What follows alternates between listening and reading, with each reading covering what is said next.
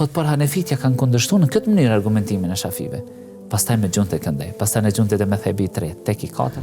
Kur isha në fillim në studimin në Medinë, më thënë koncepti i diturisë edhe pozita e dietarëve, kishim në landën e fikut, dhe profesori në shifte se jemi të ri, nuk kena dhe një background, do me thonë, të diturisë, të thellë fetare, dhe do të na zgjeron gjoksin e kuptimit, dhe të na zgjeron mendjen e perceptimit të mendimeve të tjerëve.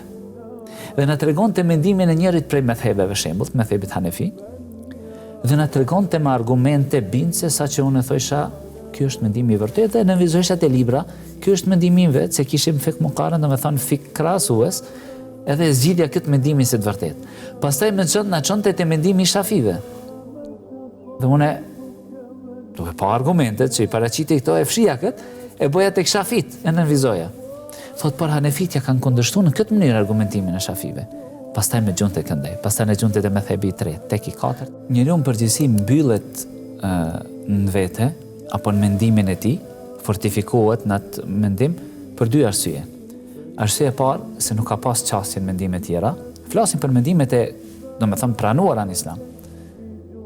S'ka pas qasje tek mendimet e tjera dhe nuk ja ka lexuar argumentet. E dyta, ndoshta ndjen pasiguri në mendimin e vet. Andaj dhe fortifikohet që dhe e zgjedh mënyrën e largimit, distancimit, edhe njëherë pa e cek, do me thënë brenda mendimeve të pranuara në Islam, sidomos çështjeve të fikut e kështu me radhë. Dhe si shkak i këtyre dy problematike pa i bëhet i vrasht, që realisht Shekh Islam Ibn Taymija gjithmonë thonte nuk ka mundësi që besimtari të shtrëngon në çështje në cilat ka khilaf mes muslimanëve. La të sheddut, mos e shtrëngoni, pse?